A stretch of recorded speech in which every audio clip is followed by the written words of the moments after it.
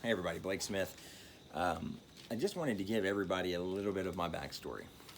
I was born in a Christian home, Christian parents, Christian grandparents, and I was fortunate enough to be able to have that upbringing.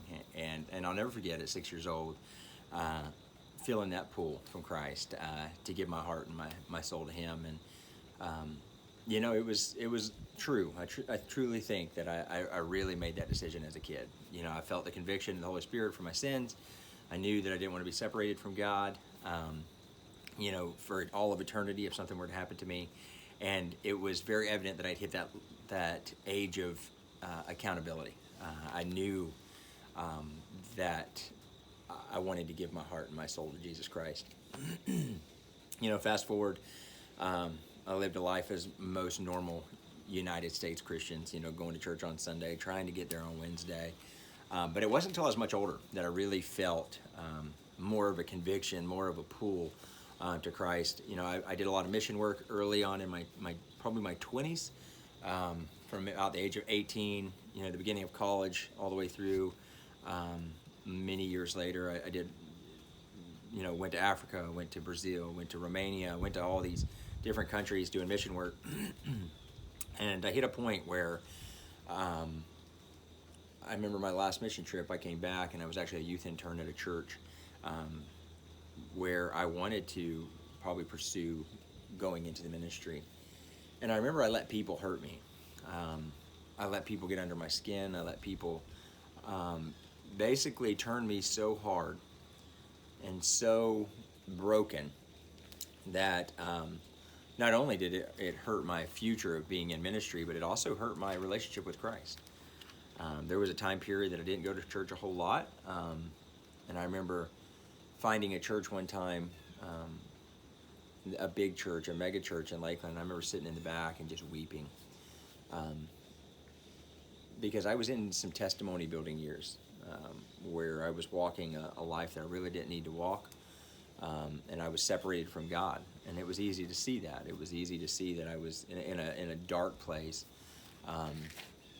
that I was still convicted of my sins, but was still living in them. Those are, we call them our testimony building years, and I definitely had some testimony building years. And it's easy to look back now and see why we had those years, why I lived in those moments, and because that's what formed us, formed me to where I am today. But it wasn't until many years later that I truly felt that tug again. That I felt, hey, listen, I'm a sinner. I gave my life and my soul to Christ many years ago, but that I am living a life that doesn't please God, that doesn't give Him glory. And I remember that's not His plan for us. It was not His plan for Blake Smith. It was not His plan for you. When He put Adam and Eve in the garden, everything was perfect. Everything was perfectly aligned with His will. Remember, man and woman walked with God in the very beginning. And it wasn't until sin that man felt shame, hid themselves from God.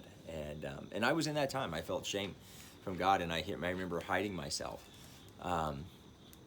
But what was awesome is God is a God of forgiveness and redemption. And when He saves us, listen, He wipes it all away. But we have to bring that to Him.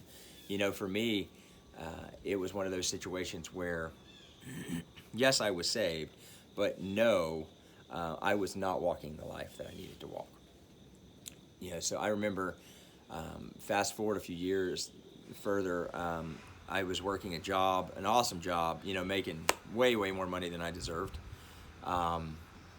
and living the high life. Let's say that. We can say living the high life. I remember Megan and I, when our first year of marriage was, there was just a lot of highlights, I guess. It was an exciting, first year, and but then I realized, I got to that point, and it was about that point where I realized that I was not living my life giving God any glory.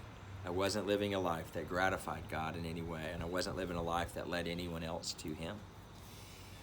And that pull came back. That same pull, that same conviction, that same, that earnestly seeking feeling came back in my life as it did when I was a 6-year-old, when I gave my life to Christ. And I was able to take and say, identify where my problems were and turn it all over to God. I walked away from a job that was making way too much money, and gave everything up to follow the cause of Christ. You know, God's not going to call every one of you to give up everything you have and follow Him, but God is going to put things in your life or take things away to help us see our focus. You know, God has a plan for each and every one of us. It says that, you know, in Jeremiah, in the book of Jeremiah, it says, you know, for I have a plan for you. But what most people fail to realize is further on in that chapter, it says, if you seek me with all of your heart. And you see, God had a plan for me. The problem was I was just missing that second part. I was missing the part where I was supposed to seek God with all of my heart. And it wasn't until that point that I truly lived. And I was able to rededicate my life at a latter age, you know, in my 20s. For me, I got a wake-up call because of my heart problem, which you're more than welcome to go look that story up. But I have sudden death syndrome, so I'm not promised tomorrow. I don't know what tomorrow holds, and I live every day like it's my last.